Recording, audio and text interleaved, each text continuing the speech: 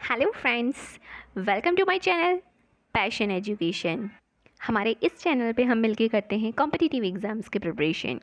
और जैसे कि आप सभी जानते हैं, किसी भी कॉम्पिटिटिव एग्ज़ाम की प्रिपरेशन के लिए करंट अफेयर का बहुत ज़्यादा वेटेज होता है।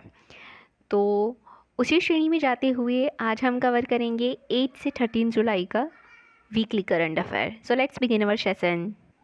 So the first news is related to Integrated Tribal Development Program. Integrated Tribal Development Program ये एक की इनिशिएटिव है जो कि नाबार्ड के द्वारा लिया गया है, जिसका एम है हमारी ट्राइबल कम्युनिटीज़ के लिए सस्टेनेबल लाइवलीहुड प्रमोट करना। So the things you need to remember is that Integrated Tribal Development Program has been initiated by NABARD और इसका एम क्या है। सो इट्स एम और इसके जो टारगेटेड पॉपुलेशन है वो कौन है। सो टारगेटेड पॉपुलेशन ट्राइबल कम्युनिटीज़ हैं और उनके लिए सस्टेनेबल लाइवलीहुड को प्रमोट करना इसका एम रहेगा।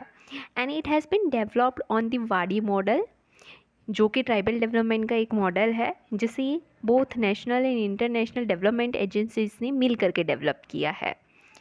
नाउ इस प्रोग्राम के अंदर जितनी भी प्रोजेक्ट होंगे उन्हें फंड किया जाएगा ट्राइबल डेवलपमेंट फंड के द्वारा। हियर इट बिकम्स नेसेसरी कि हम नाबार्ड के बारे में भी जानें। नाबार्ड एक तरीके का फिनेंशियल इंस्टीट्यूशन है जो कि इंडियन गवर्नमेंट ने सेट किया था to promote sustainable agriculture and rural development. अब अगर आप सोचिए, अगर आप सस्टेनेबल एग्रीकल्चर डेवलप करना चाहते हैं, रूरल का डेवलपमेंट चाहते हैं, तो सबसे ज़्यादा ज़रूरी क्या है कि वहाँ तक फाइनेंस पहुँचे। सो NABARD is a main regulatory body for rural banking system in India.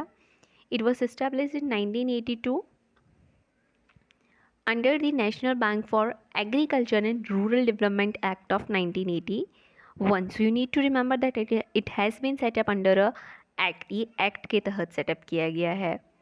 Again here the fact to be remember, integrated tribal development program किसके द्वारा स्टार्ट किया गया, इसका एम क्या है, टारगेटेड पॉपुलेशन कौन सी है, फंड कहाँ से आएगा। नाबार्ड एक तरीके का फाइनेंशियल इंस्टीट्यूशन जो सेटअप किया गया था 1982। उसका ईयर आपको जो याद रखना है, एंड देन एक्ट, किस एक्ट के तहत इसको सेटअप किया गया, and main regulatory body for rural banking system in India. Now coming toward our next news, it is related to Hannibal Directive. Hannibal Directive. सो ये एक तरीका का डॉक्ट्रिन है जो कि यूज़ किया जाता है इजरायली डिफेंस फोर्स के द्वारा। ये इसका एम क्या है। So it prevent the capture of Israeli soldier. यहाँ पे एम ये रखा गया है कि किसी भी तरह इजरायली सोल्जर को खुद को कैप्चर होने से बचाना है, जो एनिमी फोर्स है उनको कैप्चर ना कर ले। सो अब ये तो हर एक किसी का जो भी आप अटैक है, जो भी फाइट चल रही है, वॉर चल रहा है, उसमें सभी का ये टारगेट रह रहा है। बट यहाँ में even at the risk of life, ठीक है, even at the risk of life, यानी आप अपने आप को मान लीजिए बट आपको किसी दुश्मन के हाथों में आना नहीं है, ये टारगेट रखा गया है। जैसे पुराने ज़माने की आपने मतलब मूवीज़ या एंशियंट मिडिवल हिस्ट्री के बेस पे जो डिनेस्टी के रूल को दिखाता हुआ कोई सीरियल आपने देखा हो, तो आपने देखा होगा उसके अंदर जो जासूस होता है, अगर वो पकड़ा जाता है, सो ही है समथिंग इन हिज रिंग, उस पॉइजन को वो पी जाता है और वो तुरंत उसकी डेथ हो जाती है। मतलब आप किसी भी तरह कैप्चर नहीं होने चाहिए, पकड़ा गए तो भी फिर मर जाना है, ये इस तरीके का है। So it has been formulated in response to Zibril Agreement of 1985. I will be covering the most important things that you need to remember, right? ये इंस्पायर होता, मतलब इसके थॉट कहाँ से आए। ये बिलीव किया जाता है कि इसके इंस्पिरेशन जनरल हैनिबल से आई थी, जिन्होंने who choose to consume poison rather than be captured by Romans 181 BC के अंदर। रोमन से कैप्चर होने के से ज़्यादा बेहतर हैनिबल ने ये सोचा कि ही कंज्यूम द पॉइजन और उनकी डेथ हो जाए। जहाँ पे हम लाइफ को इतने इम्पोर्टेंस देते हैं, ऑब्वियसली अगर कोई वॉर हो रहा है तभी हम यही मानते हैं लाइफ इज़ सुप्रीम। इसके अगेंस्ट, ये डायरेक्टिव के अगेंस्ट बहुत सारे ह्यूमन राइट्स जो एक्सपर्ट्स हैं वो इसके अगेंस्ट जा रहे हैं। बट इसको जस्टिफाई करते हुए जो रीजंस दिए जा रहे हैं वो इस तरीके से हैं that on the ground that captured Israeli soldier would not be treated with dignity and that preventing capture, right, कि उसके बाद जब आप एक दुश्मन आर्मी के हाथ में आ गए तो आपको उतनी डिग्निटी के साथ ट्रीट नहीं किया जाएगा, तो वो सबसे तो बेहतर है कि आप अपना मौत अपना लो. So for that the Hannibal directive is used by Israeli defense force. Coming to the next news, that is related to medical device information system. Medical device information system, so it has been introduced by World Health Organization. कोई initiative start किया जा रहा है तो वो किसके द्वारा start किया जा रहा है, वो कोई प्रोग्राम स्टार्ट हो रहा है तो किसके द्वारा, वो चीज़ ज़रूर आपको याद रखनी है कि which is the institute behind that program. So it is a kind of a first global open access clearinghouse for the information on medical device. So ये एक तरीके का इंफॉर्मेशन सिस्टम रेडी किया जा रहा है जो कवर करेगा मेडिकल डिवाइसेस के related information. And the thing that to be remember is global open access होगा ये. It has been designed to support government regulator. I think you might be finding it problematic to read. Okay, so it has been designed to support government, regulator and user in making informed decisions regarding the selection, procurement and use of medical device. So now when you are maintaining some kind of information system, तो वहाँ पे आपको required होगा कि सभी devices की एक जो भी नाम है वो नाम के साथ आप उस चीज़ को मेंशन करते चलो. सो वो नोमेन कल्चर के लिए जो डेटा यूटिलाइज़ किए जा रहे हैं, सो it has been through European medical device nomenclature and global medical device nomenclature. इसका aim रहेगा to provide comprehensive reliable information to aid in decision making, particularly in resource limiting settings. Now here अगर ये information related है, information system है, तो इसके data कहाँ से आएंगे? So it will be platform aggregate data from international organization, regulatory bodies, donor agency, centralizing information systems. So basically ये सेंट्रलाइज करने वाला है जो इन्फॉर्मेशन सिस्टम है जो अब हर अलग अलग एजेंसीज के पास अवेलेबल थी, वो अब एक जगह WHO के programme medical device information system के तहत एक जगह पाई जाएगी. ये इसका एम है. So here are some of its benefit. It replaces fragmented source with a single comprehensive platform. It simplifies the process of finding reliable data, allows search based on device type, healthcare system support, scope and required infrastructure, and even it would help national policymaker in developing and updating national list for the health technology procurement and support health insurance and patient reimbursement. Coming to what our next news, that is संविधान हत्या दिवस. जून 25 को union government ने संविधान हत्या दिवस की तरह डिक्लेयर किया है to pay tribute to those who fought against the abuse of power during the emergency and to reinforce the commitment to uphold democracy. So 25 June 1975 में then prime minister Indira Gandhi ने इमरजेंसी इम्पोज की थी. सो अगर आप emergency का chapter polity में पढ़ते हैं तो आर्टिकल 352 से 360 के बीच में आ जाता है. Where emergency are of 3 type. National emergency है, प्रेसिडेंट रूल है and third is financial emergency. So जब किसी स्टेट पे लगाई जाती है तो वो फाइनेंशियल इमरजेंसी होता है. I am sorry here. कोई स्टेट में जब लगाया जाता है तो वो प्रेसिडेंट रूल होता है. एंड आप लक्ष्मी मकान पढ़ेंगे तो आपको पता चलेगा कि वहाँ पे रीज़न स्पेसिफाई किए गए हैं आर्टिकल 356 और 365 में, that why centre can impose president rule on state. पर यहाँ जो बात हो रही है वो बात हो रही है नेशनल इमरजेंसी की, जो देश भर में लागू की गई थी. नेशनल इमरजेंसी लागू करने की भी क्राइटेरिया दिए गए हैं कि किस बेस पे आप लागू कर सकते हैं, और उसमें भी 2 तरीके की इमरजेंसीज होती है, एक्सटर्नल एंड इंटरनल. सो 1975 में जो इमरजेंसी लागू की गई थी दैट वाज इंटरनल. एंड यहाँ पे ये देखा गया था कि देन प्राइम मिनिस्टर ने प्रॉपर प्रोसीजर नहीं फॉलो किया. उन्होंने अपने कैबिनेट से इसके बारे में कोई सलाह नहीं ली थी, तो हम देखते हैं कि 44th अमेंडमेंट एक्ट आता है एंड 44th अमेंडमेंट एक्ट ऐसे बहुत से प्रोविजंस लेके आता है जहाँ पे कोई एक इंसान के पास इमरजेंसी लगाना पॉसिबल ना हो, मतलब आपको डिस्कस करना होगा कैबिनेट के साथ। ये सारी चीज़ें डिटेल में आप लक्ष्मीकांत से पढ़ सकते हैं हियर। सो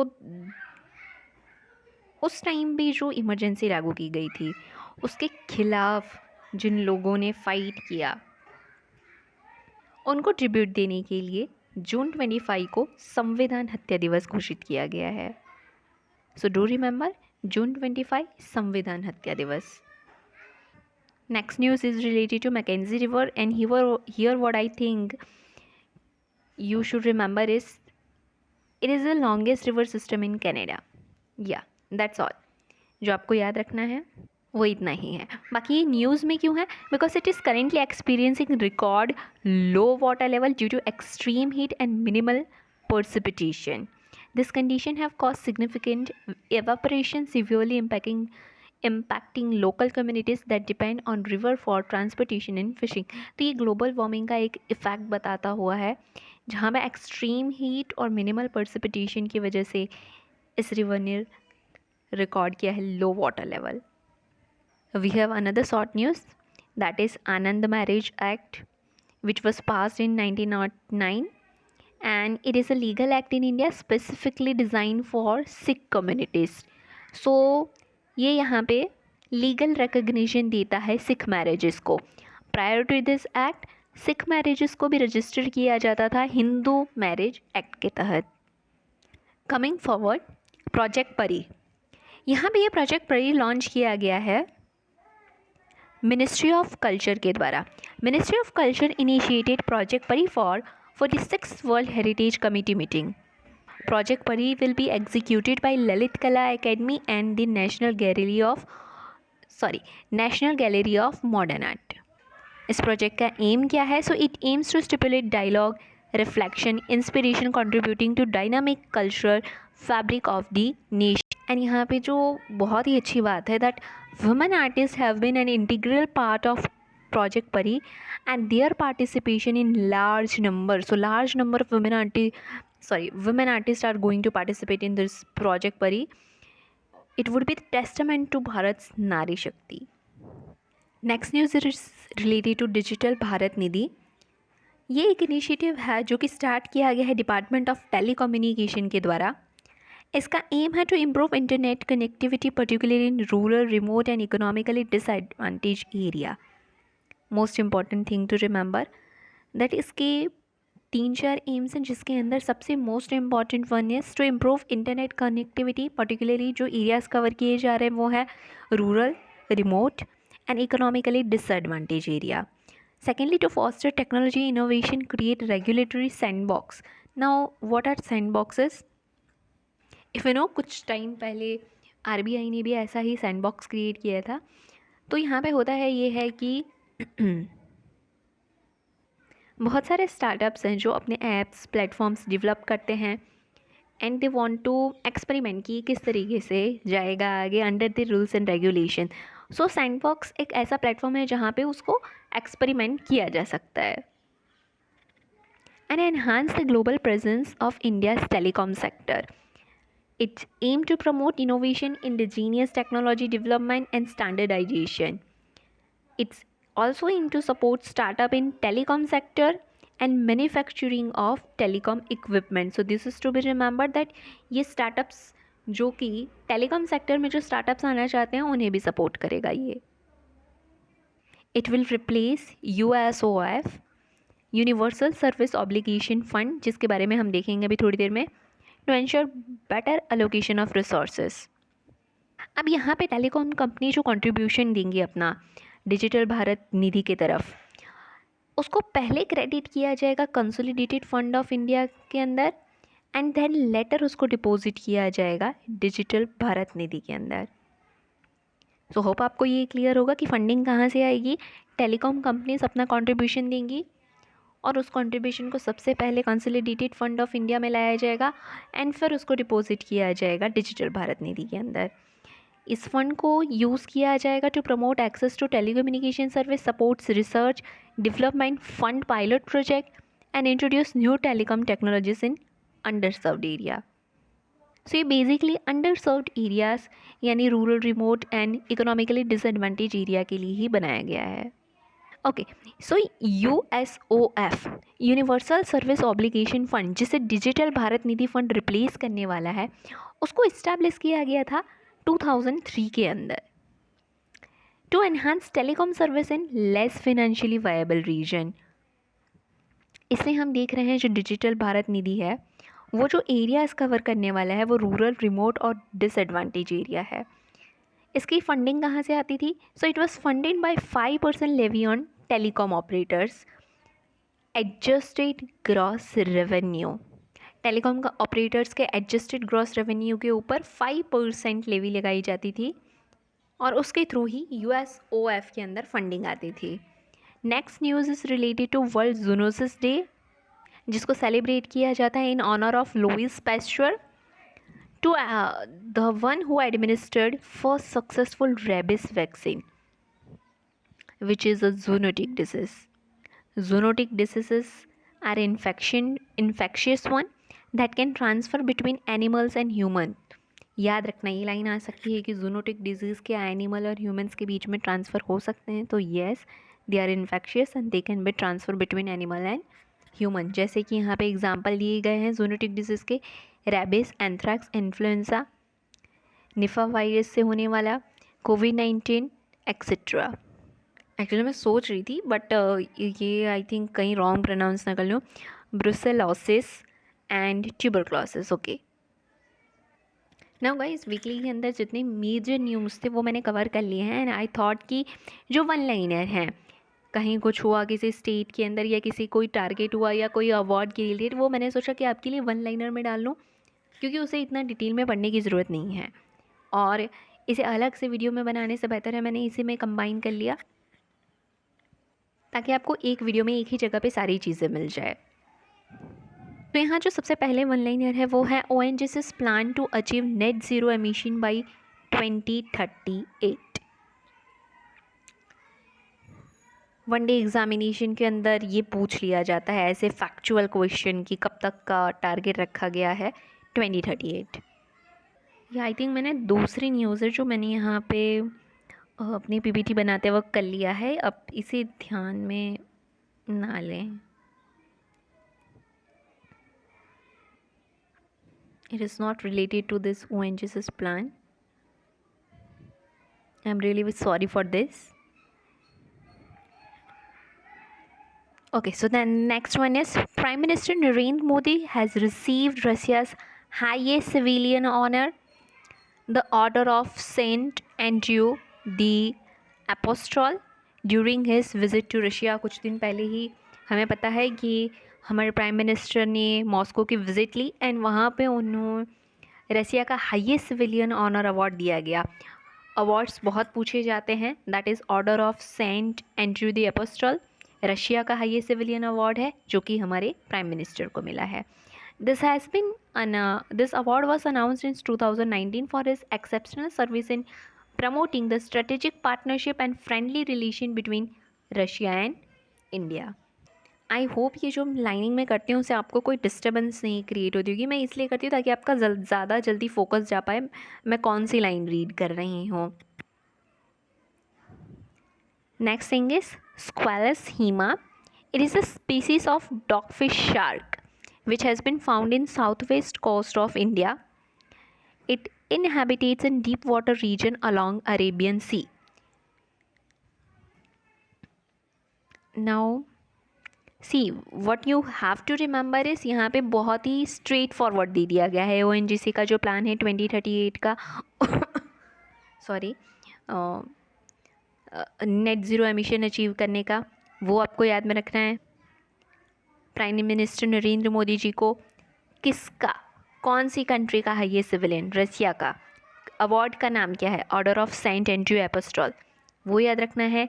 स्क्वेलस हीमा एक स्पीसीज फाइंड हुई है, वो क्या है, डॉगफिश शार्क की स्पीसीज है, new species of dogfish shark, वो याद रखना है।